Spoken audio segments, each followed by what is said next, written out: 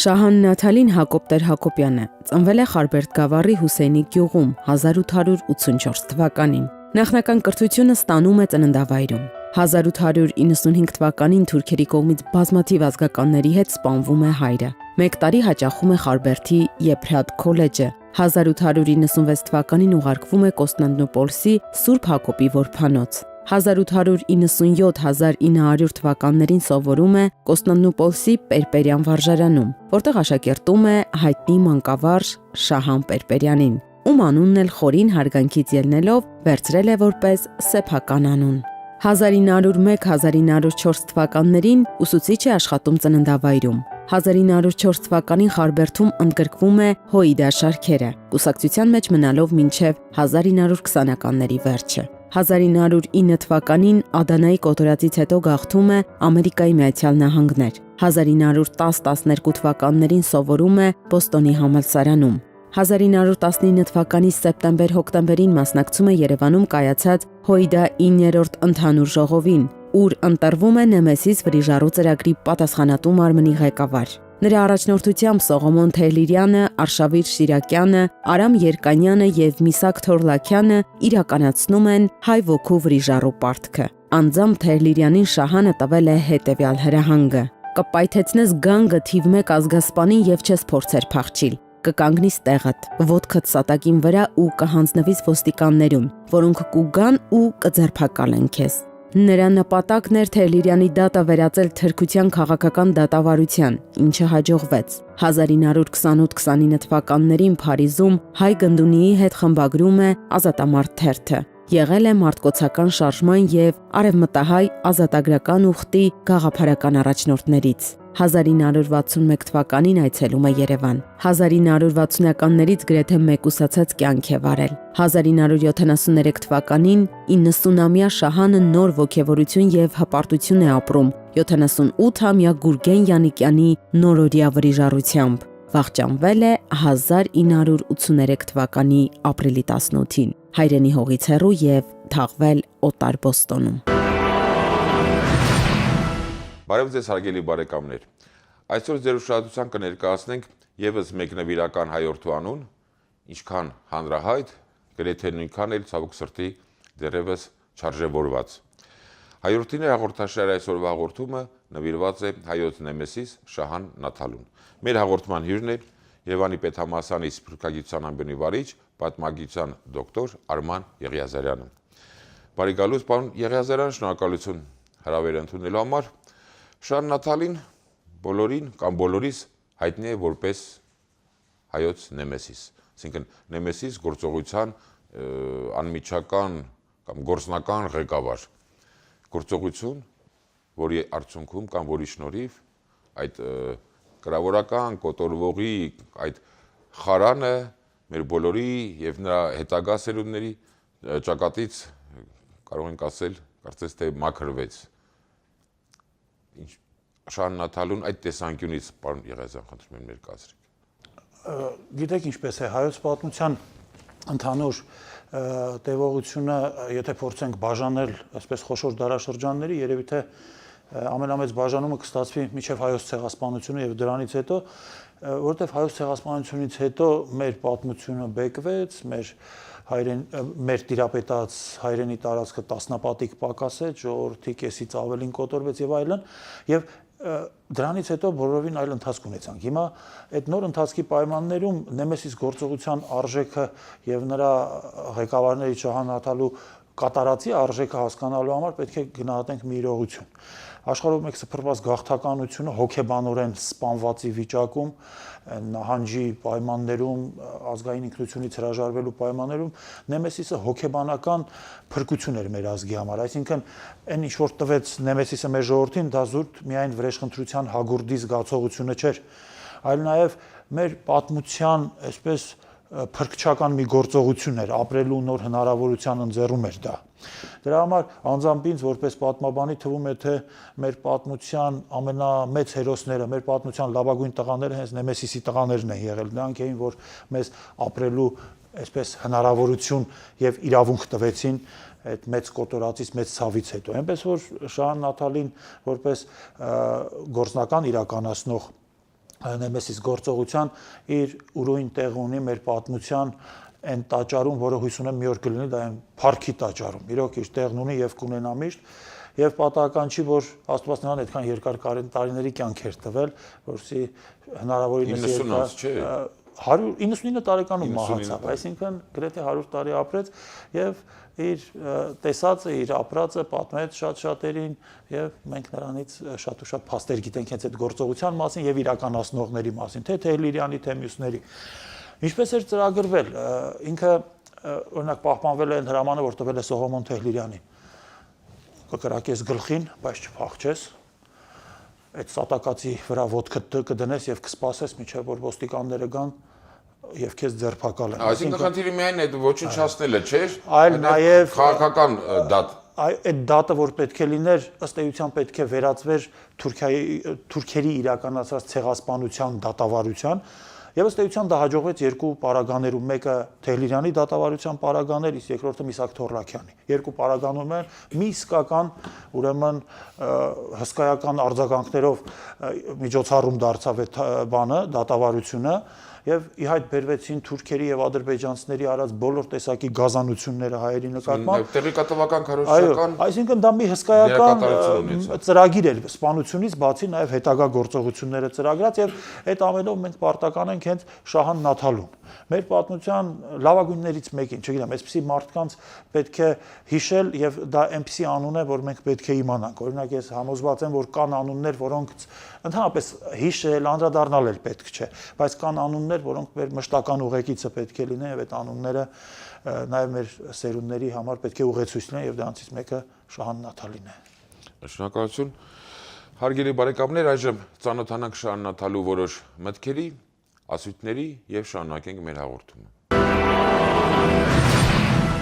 Քաղաքագիտությունը գիտություն մնե ավելի նուրբ, քան ովևէ գիտություն եւ անոր համալսարանը պետական կյանքն է։ Օտարին մեղքն ու պատասխանատվությունը ժխտած չեն կլար երբեք մեր աղետներուն մեջ, եթե կրկնենք ու երեքնենք, որ որքան շատ հույս դնենք օտարին վրա, ով կուզել այդ օտարը, այնքան քիչ կլա մեր իրավունքը օտարի պատասխանատվության մասին խոսելու եւ ընդհակառակը։ Օտարը այո, մեղքեր շատ ունի մեզ հանդեպ։ Օտարը այո, անկախ մեր ուժերեն շատ կապեր ունի մեզ հետ, բայց օտարը է, հայ չէ։ Ան կնայի իրերուն վրա այնպես, ինչպես որ են, եւ անոնց կուտա այն, ինչ որ կարժեն։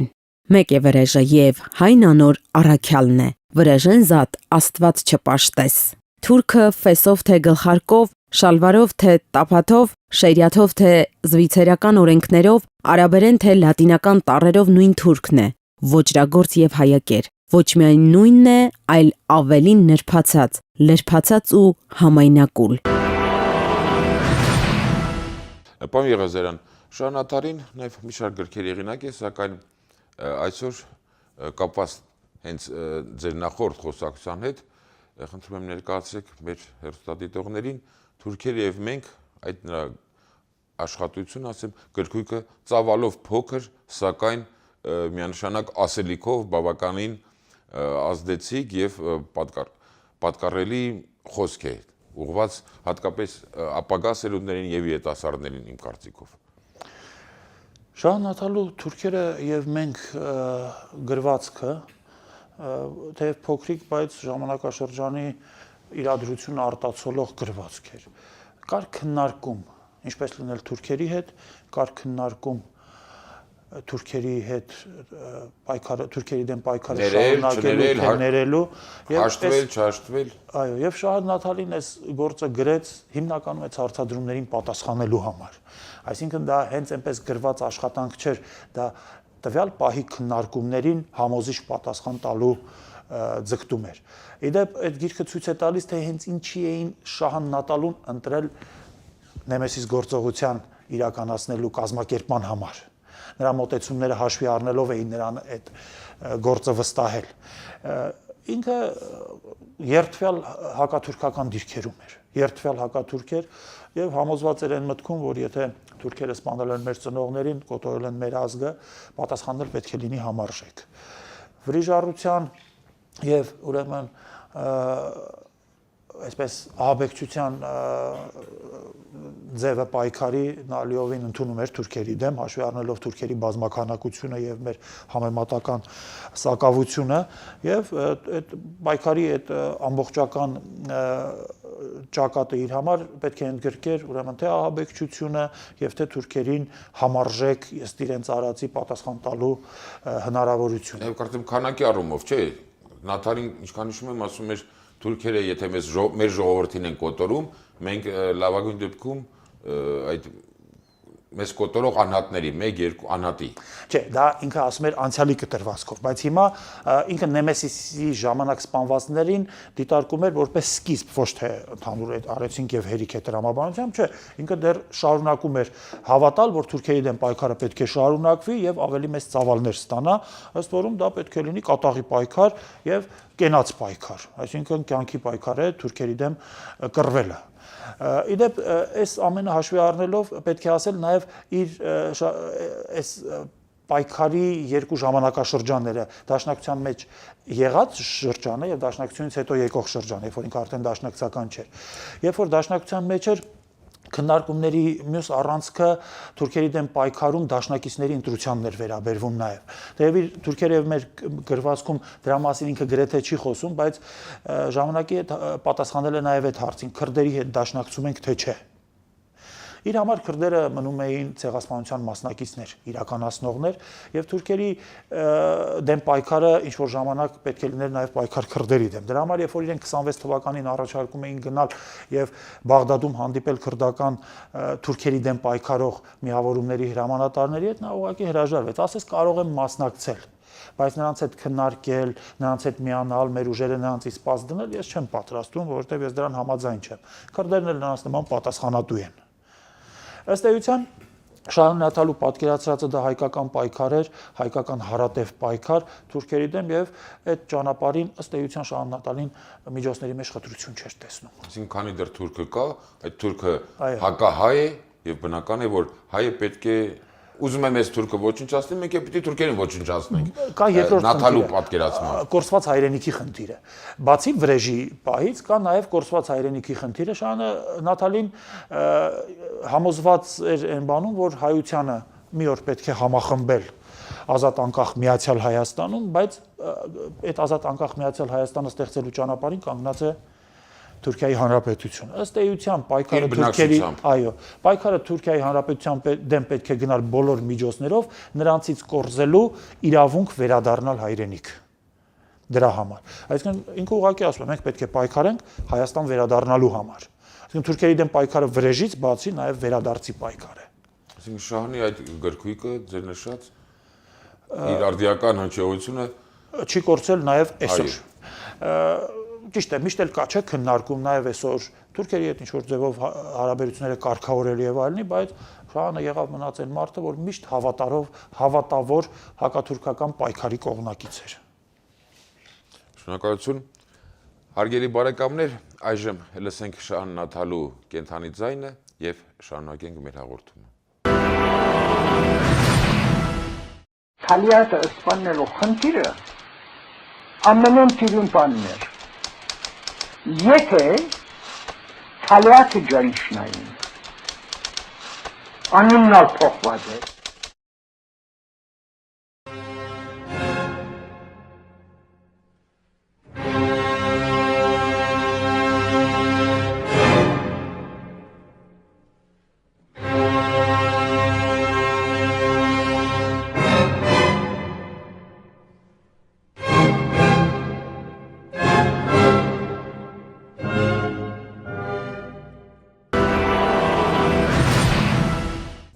Պարոն Եղազարյան, այդ հայրենիք վերադառնալու իրավունքի նվաճում ասացիք, մասնավորապես հայրենատիրության եւ հայրենադարձության վերաբերյալ մեր անցյալի գործիչների մոտ բավականին մտքեր կան եւ աշխատություններ կամ ասույթներ Շահ Նաթալու հետեւյալ միտքը կարդամ, երբ նա խոսում է հայրենատիրության եւ հայրենադարձության մասին, այսպիսի մի ձևակերպում ունի. Քաղաքական առողջ հասկացողության առջև անզոր է աղ երկիրս երթամ ու հոն մեռնի մի կարոտը։ Հայրենիքը ոչ անկելանոց է, ոչ էլ գերեզմանոց։ սա հենց ձեր նշած այդ հավատավոր, այդ պայքարողի շահանին բնորոշ միտք է եւ հայրենադարձության կոչ։ Որպես սփյուռքագետ, հայրենիք սփյուռք կապերի մասնագետ, շահանի այս միտքը ինչպես է գնահատում։ Այդ խոսակցությունները, որ եղել են Շահան Նաթալու ժամանակ, կան նաեւ այսօր։ Քննարկել, որ մարդիկ մի ամբողջ կյանք արտասահմանում ապրած գոնե հնարավորություն ունենան հայրենիքում թաղվելու եւ այլն, դա նորություն չէ, դա եղել է եւ այսօր էլ կա։ Ես ինքս, եթե այդպիսի իրավունք ունեմ, հայրենիքը ոչ անգելանոց է, ոչ է գերեզմանոց։ Գնացեք ապրեք։ Այո, լիովին համաձայն եմ Շահան Նաթալու այդ տեսակետի հետ, առավել եւս որ Շահան Նաթալու համար հայրենի պետությունը դա ամենասրբազան բանն է, որ կա հայ իրականության մեջ։ Եվ եթե հայոց պետությունը ամենասրբազան բանն է, ապա այդ սրբազան բանը այո, չի կարող լինել գերեզմանատեղի, դա առաջին հերթին պետք է լինի ապրելու եւ պայքարելու տեղ։ Դրա համար ես այդ միտքը չափազանց գնահատելի եւ ճիշտ է։ Ցավոք սրտի շատ քիչ է շրջանառվում, շատ քիչ է ծանոթ մեր հանրությանը, բայց չափազանց ճիշտ է։ Իր համար ինչպես էր, Խորհրդային Հայաստան նա հաղթահարեց այդ բոլշևիկների նկատմամբ իր սկզբնական ատելություն չասեմ, բայց վերաբերմունքը բացասական այո 61 թվականին այցելեց Խորհրդային Հայաստան։ Նա հաղթահարեց իր այդ զգացմունքը բոլշևիկների նկատմամբ եկավ, որովհետև որպես հավատավոր հայրենասեր, որի համար հայրենիքից ավելի բարձր արժեք գոյություն չունի, նա պետք է լիներ հայրենիքում եւ 1961-ին ի վերջո եղավ։ Նա իր մոտեցումներում հայրենատիրությունը համարում էր ամենակարևորը։ Սա նրա գրվածքների հիմքերի հիմքն էր, նաև իր պայքարի հիմքերի հիմքը։ Հետագայում նախկինում, երբ որ Մարտկոց թերթն էր հրատարակում, հետո այլ մամուլի միջոցների վրա աշխատում, ամենուր նրա մոտ այդ միտքը շրջանառվել է, հայրենիք, հայրենատիրություն, վերադարձ, այո։ Եվ ըստ էության ստացվում է, որ մեր այսօրվա պայքարը ինչ որ անում ենք, պետք է միտված լինի հենց այդ հնարավորությունը, վերադարձի հնարավորությունը ձեռք բերելու։ Պարոն Եղիազարյան, Շահան Նաթալին Նեմեսիսը 20-ական թվականների սկզբին էր, բայց ինչպես ասում են նրա այդ սկսած գործը սեր մեջ տվեց եւ նրանից մի քանի տասնամյակ հետո մեկ այլ նվիրական հայորդի Գուրգեն Յանիկյանը Շահանի նման նույն այդ Նեմեսիս այդ արդարահատույց գործողություն, հայրենատիրական գործողություն կատարեց, Յանիկյանին շարունակեցին, շարունակողներ եղան եւ արդեն մեր օրերում Արցախյան ազատամարտում նույնպես Յանիկյանի այդ Շահան Նաթալու այս պատգամը հայրենատիրություն, այդ հավատավոր հակաթուրք, ինչպես ասեցիք, ինչպես բնութագրեցիք, իր հաղթական շարունակությունը նույնպես ունեցավ։ Ինքը ապրեց մինչև 1983 թվականը, ականատես եղավ 1973 թվականին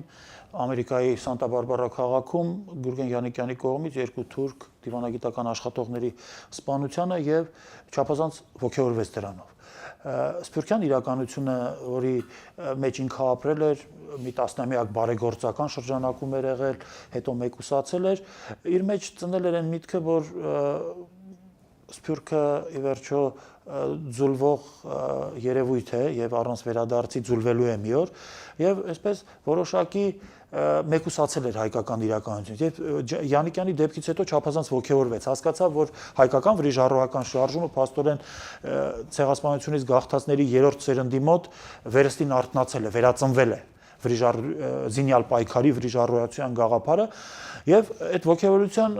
հաջորդ փուլը եկավ այն ժամանակ, երբ որ ստեղծվեցին երկու հայկական վրիժառոական կազմակերպություններ, ուրեմն Հայաստանի ազատագրության բանակը եւ ցեղասպանության մարտիկները, նրան ուղղակի հիացրեց այդ իրականությունը, փաստացի սփյուռքյան իրականությունը այդ ժամանակ մեծ նվեր մատուցեց նման մտածող մարդկանց, որոնց համար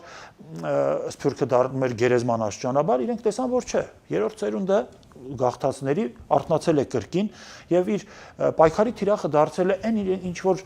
Նաթալիներն ասում էին դեռ 30-ականներին պայքար հարատև վերադարձի համար։ Այս տղաների պայքարը դարձյալ այդ հարատև պայքարն էր, որը սկսվել էր 70-ականներին եւ թիրախում վերադարձներ Արևմտյան Հայաստան։ Դրա համար Շահան Նաթալին այդ հարցում նաեւ ամենաերջանիկներից մեկն էր։ 30-ականների վերադարձի